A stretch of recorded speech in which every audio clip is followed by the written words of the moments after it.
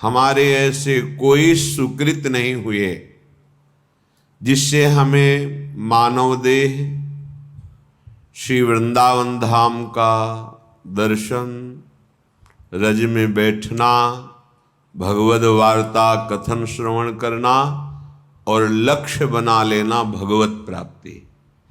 ये केवल अहेतुकी कृपा हुई है प्रभु की। कृपा पात्र ही प्रभु की बात और प्रभु की कृपा का अनुभव कर सकता है, अन्यथा बहिर्मुख माया ऐसे आकर्षण करती है कि हमारा समय इसी आकर्षण में नष्ट हो जाता है। जैसे कोई मदिरा पिए हुए उन्मत्त हो, उसे भान नहीं रहता कि मैं क्या बोल रहा हूँ, क्या कर रहा हूँ, कहाँ बैठा हूँ, कहाँ पड़ा हूँ। ऐसे ही ये माया काम की मदांधता, क्रोध की मदांधता, मोह की, मत्सर की, अभिमान की एक वृत्ति है, अनेकों वृत्तियां हैं जो हमें मतवाला उन्मादित करके ऐसे आचरण करवा देती हैं जिससे हम अशांत, क्लेशित, दुखी होकर के भटकते रहते हैं। देखो, विचार करके शुद्ध बात को समझो। किसी के भी पास हम जब जाते हैं, यदि वो भगवत मंदिर है, संत हैं, धाम हैं, तीर्थ हैं, और हृदय में हमारे ये भाव है कि हमसे बहुत सी गलतियां हुई हैं, भगवान की हम पर कृपा हो, हमारी बुद्धि शुद्ध हो, हम सत मार्ग पर चलें तो निश्चित लाभ मिलता है, क्योंकि ये आपका बड़ा भारी सत्कर्म बन गया। कोई आपसे कहे कि हम आपके दुख को मिटा देंगे, वो तो एकमात्र भगवान समर्थ हैं, वो ऐसा कर सकते हैं। या भक्तजन भगवान की प्रार्थना करके उनसे ऐसा निवेदन कर सकते हैं। अन्यथा सिद्धांत में, शास्त्रीय सिद्धांत में कहीं ऐसा कोई विधान नहीं पाया गया कि कोई बड़े से बड़े देवता अपने बल से तुम्हें दुख रहित कर दे। बहुत विवेक से सुनोगे तो समझ में आ जाएगा। ये जो हमारे वर्तमान तात्कालिक दुख हैं, ये हमारे पूर्व कर्मों का फल है, और कर्मों से मुक्ति दिलाने की सामर्थ्य एकमात्र भगवान श्री हरि और अभेद रूप भगवान हर महादेव, बस। अन्यथा आपके सुकृत कर्म का फल वो दे देंगे। दुष्कृत को भस्म कर सके, संचित कर्म को भस्म कर सके, इतनी सामर्थ्य किसी में नहीं है। बैठा लीजिए हृदय में, तर्क की आवश्यकता नहीं है। ये महापुरुषों के वचन, शास्त्र, स्वाध्याय, गुरु कृपा, इन सब की आज्ञा के अनुसार चले, भगवत चिंतन परायण रहे, एकमात्र आशीर्वाद। और ये मांगो या ना मांगो, संत महापुरुषों के हृदय में इस आशीर्वाद देने की पुलक रहती है। बिना मांगे वो आपको दे देंगे, बस आप स्वीकार कर लीजिए। और जो कहीं ये भ्रम हो कि नाना प्रकार के दुख सुख, नाना प्रकार के मान अपमान, लाभ हानि, ये और कोई मिटा देगा, तो भ्रम में मत पड़ना। आपका ज्ञान ही आपको इन द्वंद्वों से मुक्त करेगा, दूसरा नहीं। अगर ऐसा होता तो ऐसे सिद्ध महापुरुष हुए हैं ज्ञान में जो साक्षात चलते फिरते ब्रह्म रूप, और भक्ति में जिनके अधीन भगवान है। पर ऐसा देखा गया कि जो उन पर श्रद्धा करके, उनकी आज्ञा का पालन करके साधना की, वही द्वंद्वों से मुक्त हो गए। अन्यथा समीप रहते हुए भी वो स्वाद नहीं ले पाए, परमार्थ का रसास्वादन नहीं कर पाए। तभी तो ऐसे महापुरुषों के साथ अभद्र व्यवहार साथ रहने वालों ने किया। उन महापुरुष के आंतरिक रस को, बल को वही पा सकता है जो उनकी आज्ञा के अनुसार उपासना करे। ये सिद्धांत है। तो ये भावना लेकर के हम विषयाचरण करें, अधर्माचरण करें और कहीं जाएं और कोई हमें सुख प्रदान करे, तो इस भ्रम को आप मिटा देना। दुख सुख से निवृत्ति आपके ही ज्ञान से होगी। आप अपने ज्ञान के द्वारा अपना उद्धार कर लीजिए। आप अपने ज्ञान को जागृत करते हैं शास्त्र स्वाध्याय से, संत समागम से।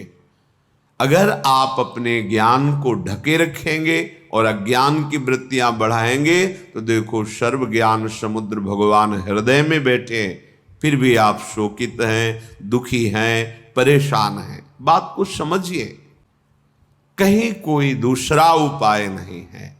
भगवान स्वयं बोले गीता जी में, देवी हृषा गुणमयी मम माया दुरत्तया मामेव ए प्रपद्यन्ते माया मेताम तरन्ति। ये बात तुम्हारी समझ में नहीं आ रही कि एकमात्र कह रहे हैं मामेव ये प्रपद्यन्ते। संत महापुरुषों की कृपा होती है कि वो हमारी बुद्धि को अपने कृपा बल से भगवान श्री हरि के चरणों में लगा देते, बस एकमात्र। और तो सब व्यवहार है, प्रपंच है, द्वंद्व है माया का। संत समागम का सीधा फल है सत्संगति संस्कृति कर अंता। आवागमन, जन्म मृत्यु, दुख सुख, लाभ हानि, ये जो संस्कृति चक्र है, इससे हम मुक्त हो जाएं तो संत कृपा हमारी बुद्धि को प्रभु चरणारविंद में लगा देती है। ये बात होती है। हम सोचें कि कोई विषय सुख, इसीलिए जो मानाभिमानी जन होते हैं, विषय सुख आकांक्षी होते हैं, 4 दिन उनकी श्रद्धा दिखाई देती है, इसके बाद गायब हो जाती है। क्योंकि असत पदार्थों की लाभा आकांक्षा रख करके आप सत मार्ग में कैसे आगे बढ़ सकते हैं? इसके लिए तो दोनों भावों का त्याग करना पड़ेगा, सुख भाव का और दुख भाव का। तभी आप सच्चिदानंद परम प्रेम रस महासुख की प्राप्ति कर पाएंगे। श्रीपाद कह रहे हैं, मानापमान कोटि भीर क्षुभितात्मा समस्त निरपेक्षा वृंदावन भुवि राधा नागर माराधये कदा मुदित। हे भाई, परमानंद का मार्ग दुख सुख दोनों से परे है। ये जो सांसारिक सुख है, सांसारिक दुख है, इन दोनों से अलग है। ये करोड़ों प्रकार से तुम्हारा कोई मान करे या अपमान करे, कह रहे क्षुभितात्मा समस्त निरपेक्षा। तुम्हें अपने हृदय में क्षोभ नहीं होने देना है। क्यों नहीं होने देना? जैसे आप किसी नाटक में देखते हैं कि सामने वाले को मार डाला गया, आपको शोक नहीं होता, क्योंकि आपको पता है वो मारा नहीं गया, वो केवल नाटक है। ऐसे ही यहां जो जिसे जीव कहते हैं, वो भगवान सच्चिदानंद का अंश है।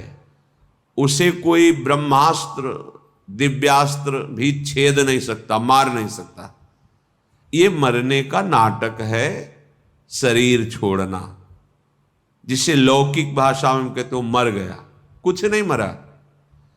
पंचभूत पंचभूतों में और भगवान का कर्मानुसार आगे दूसरी शरीर में, जैसे ट्रांसफर होता है सरकारी आदमी का, एक ऑफिस से दूसरी ऑफिस जाता रहता है, वहां उसको सुविधा मिलती है, गाड़ी बंगला आदि आदि, बस बदलता रहता है।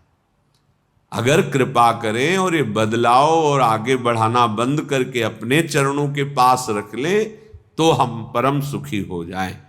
इसके लिए हमें द्वंद्वों का महत्व मिटाना होगा। अगर मान का आप सुख लेंगे तो अपमान बहुत दुख देगा, राग का सुख लेंगे तो द्वेष बहुत दुख देगा। ये दुख सुख कब तक भोगते रहेंगे? ये अज्ञान के कारण ऐसा अनुभव नहीं। हमारा स्वरूप सहज सुख राशि है। सहज शब्द का अर्थ होता है बिना किसी साधना के, बिना किसी चेष्टा के, बिना किसी कर्म के स्वाभाविक परमानंद। ये हमारा स्वरूप है। जो हमको किसी क्रिया से सुख प्राप्त होता है वो सात्विक सुख होता है, भगवदानंद नहीं। भगवदानंद स्वाभाविक है, सहज है। इसीलिए हमारी लाडली जू का एक नाम है सहजानंद वर्षिणी, सहज में आनंद की वर्षा करने वाली। अब ये सहज शब्द से हमारा परिचय नहीं तो लगता है बिना क्रियाओं से क्या हो जाएगा। जैसे कोई कहता है कि क्रियाओं से क्या हो जाएगा, हमने विचार करके देखा है सत क्रियाओं से बुद्धि पवित्र होती है, असत क्रियाओं से बुद्धि गंदी होती है। गंदी बुद्धि का गंदा निश्चय होता है, पवित्र बुद्धि का दिव्य निश्चय होता है। बस इतना हुआ क्रियाओं से। और बुद्धि का जब परमात्म स्वरूप में निश्चय होता है तो बुद्धि बुद्धि नहीं रह जाती, वो कृष्णाकार हो जाती, भगवदाकार हो जाती। यहीं से परमानंद की अनुभूति प्रारंभ होती है। जो क्रियाओं से बुद्धि को पवित्रता मिलती है वो साधु समागम से एक क्षण में मिल जाती है। विश्वसनीय श्रद्धावान एक क्षण में अपनी बुद्धि को उतना पावन कर लेता है जो बहुत वर्षों तक तीर्थ और सत्क्रियाएं की जाएं तब बुद्धि पवित्र होती। वो साधु समागम से एक क्षण। इसीलिए व्रतानि यज्ञ छंदांसि तीर्था नियमा यमा यथा वरुंधेत सत्संगा सर्वसंगोपहो हिमाम। सत्संग के बराबर किसी को नहीं रखा गया। व्रत नियम तीर्थयाटन वेदों का स्वाध्याय दान पुण्य ये सब एक तरफ और साधु समागम एक तरफ। एक क्षण में बुद्धि को इतना पावन कर दे कि वो प्रभु प्यारे लगने लगे, अपने दोष अपने को चुभने लगे, असहनीय हो जाए। ये साधु समागम का ये आशीर्वाद है, ये कृपा है, ये फल है। मांगने की जरूरत नहीं है। आप श्रद्धा विश्वास पूर्वक साधु समागम करें तो ये आपके अंदर आने लगेगा। देखो परम साधु श्रीपाद प्रबोधानंद जी कहे, मानापमान कोटि भीर, करोड़ों प्रकार से तुम्हारा कोई मान कर। ये बिल्कुल ऐसा ही नाटक है जैसे सिनेमा में आप देखते हैं, बिल्कुल ये माया का सिनेमा है। ना मान की यहां सत्ता है ना कोई अपमान की सत्ता है। पीछे जन्म में हमारे कितने दुश्मन थे, कितने मित्र थे, कितना परिवार था, कितना बैंक बैलेंस था, कितना हम ग्रेजुएट थे, सब खत्म। अगर भगवत प्राप्ति नहीं तो इस जन्म का भी सब खत्म प्रयास। तो ऐसा खेल खेल रहे हैं कि वो सब खत्म हो जाता है, फिर नया। तो ऐसा खेल खेलो जो खत्म न हो। वो क्या है? भगवद स्मरण, भगवद आश्रय, प्रभु की आराधना। मानापमान कोट भी रक्षु। ये जो हमारे अंदर क्षोभ पैदा होता है किसी भी विषय से, ये अज्ञान से होता है, ये किसी के आशीर्वाद से नहीं मिटेगा। बड़ा आश्चर्य लगता है कि समझते नहीं। आप आशीर्वाद दे दो हमारा मन शांत हो जाए, कोई आशीर्वाद नहीं है। भ्रम में मत फंसना, बात समझना पड़ेगा। आपको विवेक के द्वारा आपको अपनी बात काटनी पड़ेगी, तब आपको शांति मिलेगी।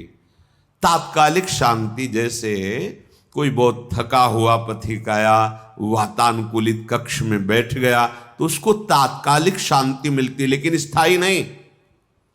ऐसे ही आप संसार से भटकते हुए, जले हुए, अशांत आए, संत महात्माओं के दर्शन की सभा में बैठे, आपको एक शांति मिली, स्थायी नहीं है ये।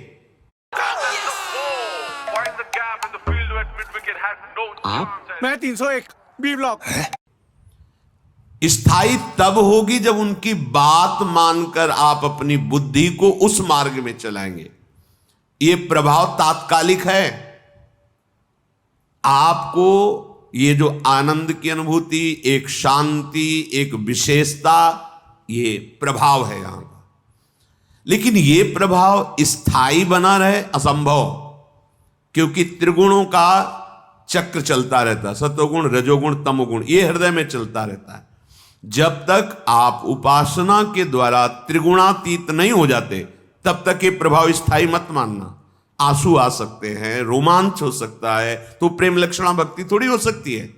वो तात्कालिक सतोगुण का प्रभाव है आपके अंदर।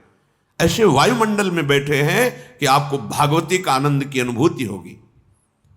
इसे स्थायी बनाना है, तो जो उपदेश है उनको जीवन में धारण करना है। वो आचरण, भगवत स्मरण, भगवत सेवा, भगवत चरणारविंद का आश्रय, ये आपको त्रिगुणातीत करेगा। जब आप त्रिगुणातीत होंगे, किसी गुण का प्रभाव नहीं पड़ेगा, तब एक रस स्थिति आएगी।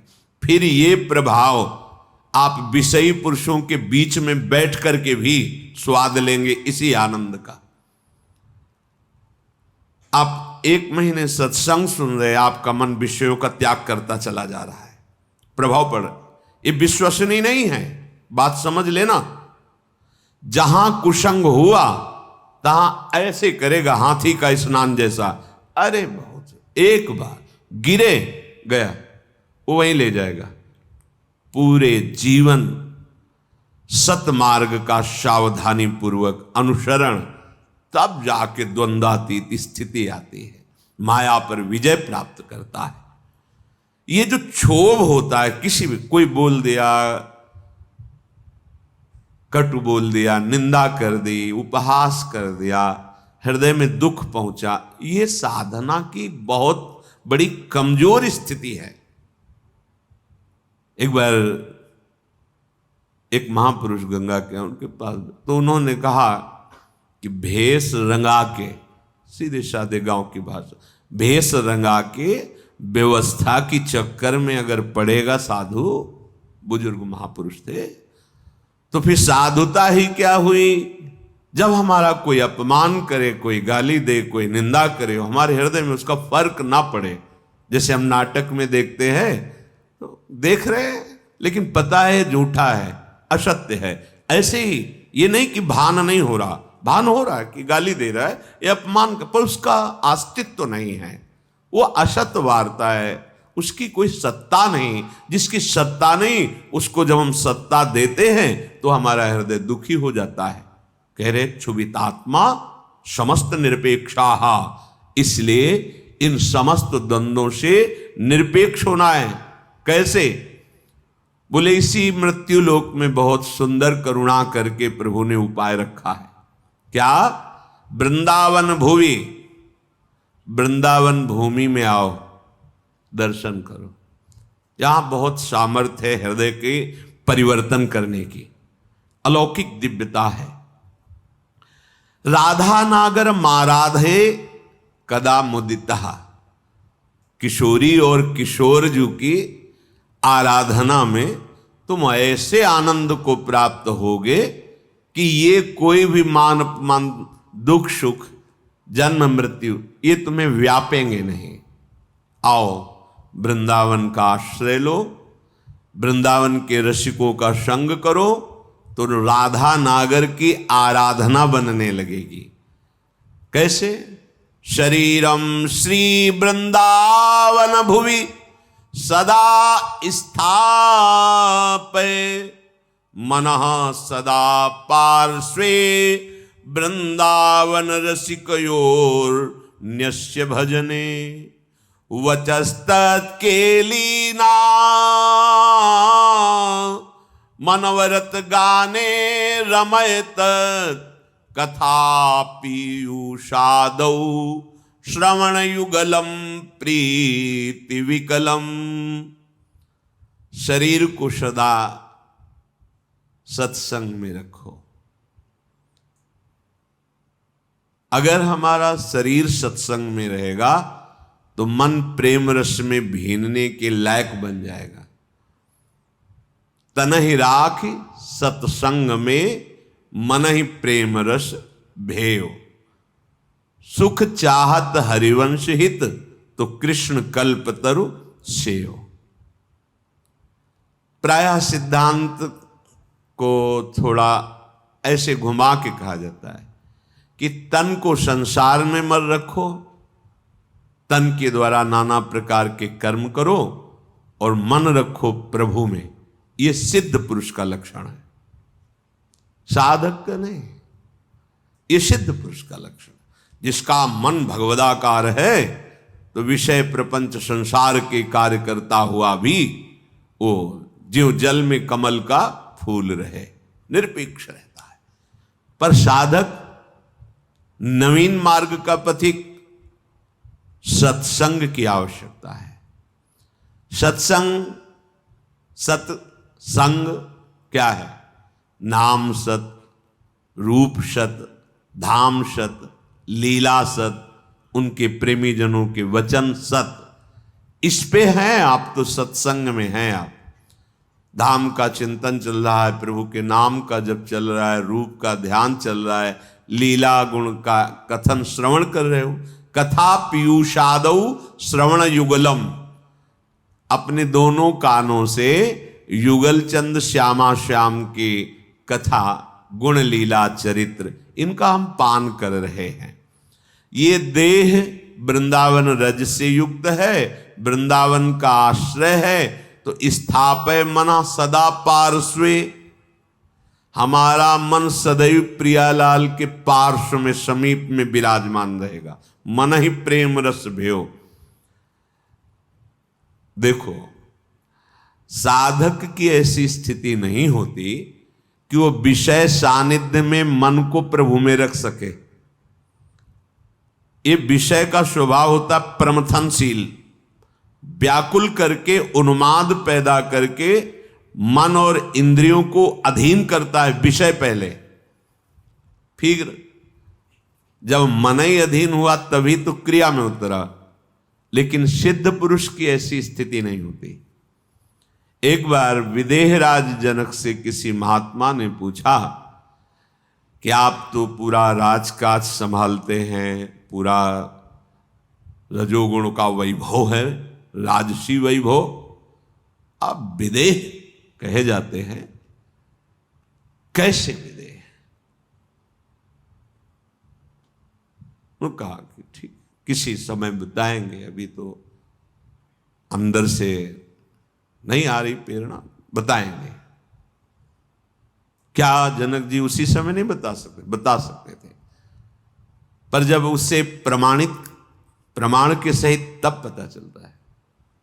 जाओ, आज प्रसाद पाकर शयन करो, प्रेरणा होगी हम बता देंगे। शयन कक्ष में बड़ी सुंदर राजा की सैया जैसे महात्मा को शयन कराया। रात्रि में रानी से कहा, जाओ, आज्ञा है, शयन करो जाके उनके साथ। जेवी देखा स्त्री तो बड़े संयमी महात्मा थे। वो जितना इधर से खिलते और नजदीक, दीवाल की तरफ मुंह करके समय व्यतीत किया। सुबह आए, बड़े गुस्सा से बोले, ये क्या तरीका है आपका? जानते हो हम संत हैं। फिर तो क्या हुआ महाराज? शायद वो आपकी पत्नी ही थी, सैया में जाके लेट गए। फिर क्या हुआ? फिर हम शकीलते गए। फिर क्या हुआ? जब दीवाल मिली तो उधर मुंह करके पड़े रहे। फिर कोई आपको परेशानी नहीं हुई? बोले हमने पीछे फिर देखा ही नहीं, दीवाल की। तो तुमने उस शरीर को दीवाल क्यों नहीं मान लिया? उस शरीर को स्त्री शरीर मान करके भय करते रहे और दीवाल में आप संतोष कर लिए। अगर उसे ही एक दीवाल समझ लेते और आप यथावत अपनी शांति बनाए रखते। बोले ऐसा कैसे हो सकता है? बोले ऐसा हो सकता है जब एकाकार ब्रह्म स्थिति होती है। एक दिन वो आए तो देखा संतों के लिए वहां कोई रोक टोक नहीं थी। जनक जी अपने निज महल में शयन कर रहे थे, उन्मनी अवस्था थी। एक हाथ स्त्री के वक्षा स्थल पर और एक पैर हिलक गया था, तो नीचे सर्दी का समय था, अंगीठी उसके ताप में वो जल रहा था।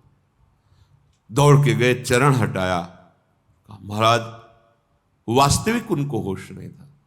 ना स्त्री के वक्षा स्थल के स्पर्श का सुख था और ना अग्नि के ताप का भान था। ब्रह्माकार वृत्ति, ये सिद्ध पुरुषों का सहज स्वाभाविक स्थिति होती, मन का प्रभाव होता है कि वो अपने आराध्य में अब वो विषयान ग्रहणंतु मुंचंतु वा, वो तुम्हें दिखाई दे रहे हैं विषय सेवन करते हुए या प्रपंची लोगों के बीच में, उनकी एक रस स्थिति रहती है।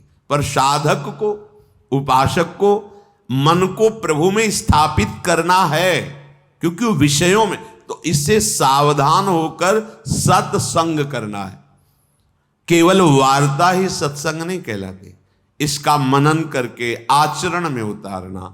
सत हरि नाम है, सत हरि धाम है, सत हरि रूप है, सत हरि लीला है, सत हरि भजन करने वाले भगवत प्रेमी महात्मा जन हैं, इनका चिंतन सतत रहना, ये सत्संग है।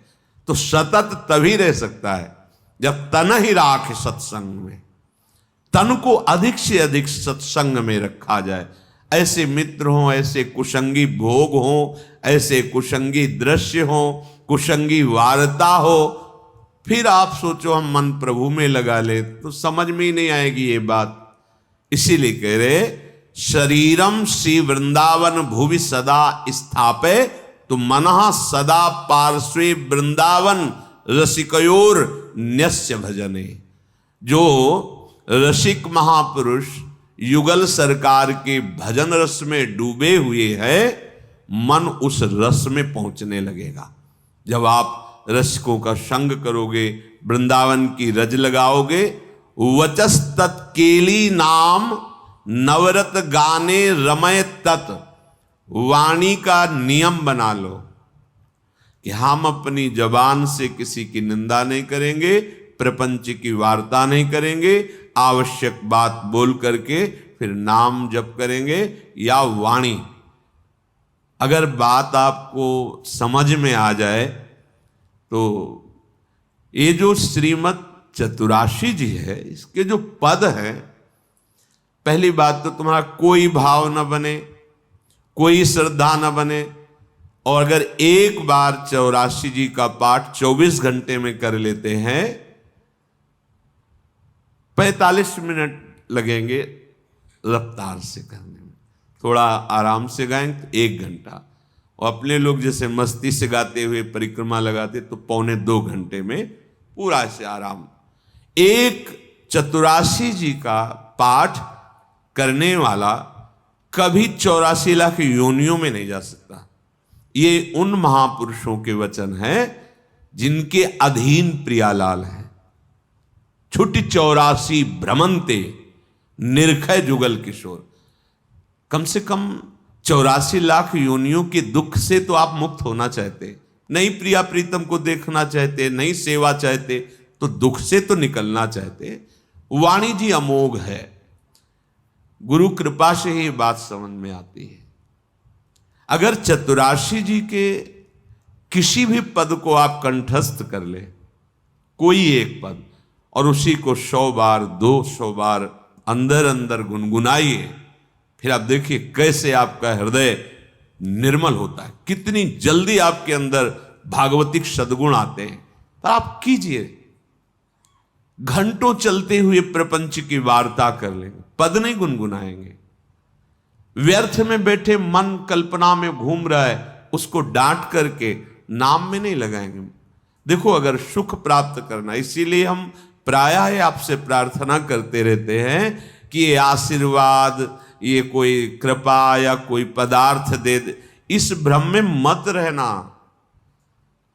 ऐसे ऐसे महापुरुषों के दर्शन हुए हैं जो गुरु कृपा से, इष्ट कृपा से ही केवल उनका दर्शन हो सकता। दिगंबर, शरीर की शुद्ध नहीं, खान पान की, जहां पैर नहीं रख सकते हो ऐसी तपती हुई बालू, उसमें दिगंबर पड़े हैं, ब्रह्मानंद में मगन। आप जब तक अपने आप को सतमार्ग में नहीं लाएंगे, भजन में नहीं लाएंगे, असत मार्ग को त्यागेंगे, कोई सुखी नहीं कर सकता, कोई सुखी नहीं कर सकता। ये बात अंदर बैठा लो। कौन काहू के सुख दुख कर दाता, निज कृत कर्म भोग सुन भ्राता। इसलिए शरीरम श्री वृंदावन भुवि सदा स्थापे, मनः सदा पार्श्वे वृंदावन रसिकयोर न्यस्य भजने। आहा, जो युगल सरकार के भजन में रसिक जन डूबे हुए हैं, मन उनकी आज्ञा में दे दीजिए। अर्थात जैसा वो उपदेश करते हैं वैसे ही मन को चलाइए तो निश्चय भजन है, वो भजन में समर्पित हो जाएगा। वचस्तत् केली नाम नवरत गाने रमय तत्, वाणी से उनकी केली रस का गान, बड़ा सुख मिलता है श्यामा श्याम को। सबसे बड़ा सुख मिलता है जब उनकी लीला का गायन करके सुनाते हो। जैसे आप गा रहे हो, आज निकुंज मंजू में खेलत नवल किशोर नवीन किशोरी, अति अनुपम अनुराग परस्पर सुना भूत भूतल्प, ये जोरी मुस्कुराती है प्रिया प्रीतम की। बस ये जहां प्रसन्न भये तो क्या होता है, जब राधिका श्याम प्रसन्न भये तो नित्य समीप सुख खींच ले। बस हमारी बात बन गई, हमारे मन को समीप।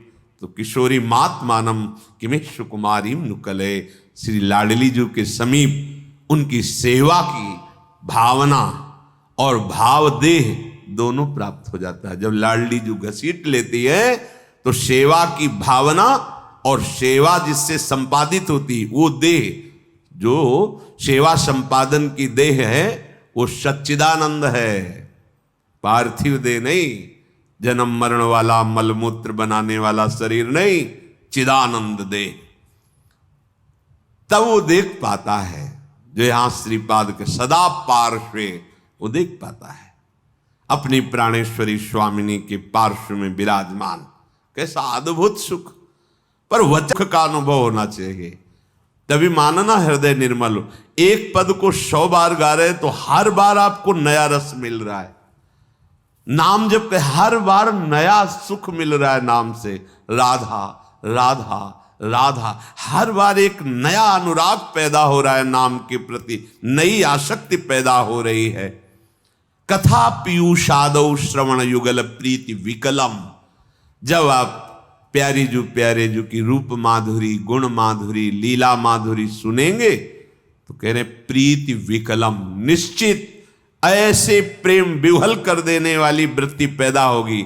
ये काम क्रोध लोभ मोह मद मत्सर, ये राग द्वेष मान अपमान दुख सुख, ये छू ही नहीं जाएगा।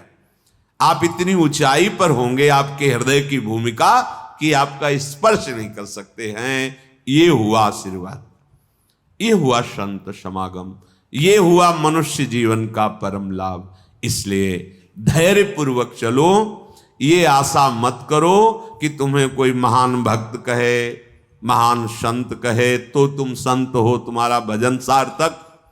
कोई तुम्हें पाखंडी कह दे, गाली दे दे, निंदा कर दे तो भजन का हमें कोई फल ही नहीं मिला क्योंकि लोग गालियां दे रहे। देखो हमें भजन का फल मिला क्योंकि लोग प्रणाम। ये माया का आखिरी अस्त्र है, कंचन कामिनी कीर्ति। सब रूपों में भगवान इतने रूपों में आके हमें दर्शन दे रहे, दुलार कर रहे, हमें उनके चरणों में प्रणाम करना। मेरे प्रभु इतने रूप धारण करके प्यार कर रहे, भावना अपनी कहीं अहम जनित ना हो जाए कि मैं साधक हूं, मैं भजनानंदी महात्मा हूं, मुझे लोग नमस्कार करते प्रणाम करते, फिर मार्ग आगे कर रुक जाएगा। इसलिए कह रहे निरपेक्ष, समस्त निरपेक्ष, एवं नमस्कार प्रणाम, नाना प्रकार की प्रशंसा या कोई आश्चर्यजनक सिद्धियां तुम्हारे अंदर आ रही, सबसे निरपेक्ष रहो, इनका प्रयोग मत करना। तभी तुम श्री जी की सेवा का अधिकार, जो सच्चिदानंदमय जीवन है, वो तुम्हें प्राप्त हो जाएगा।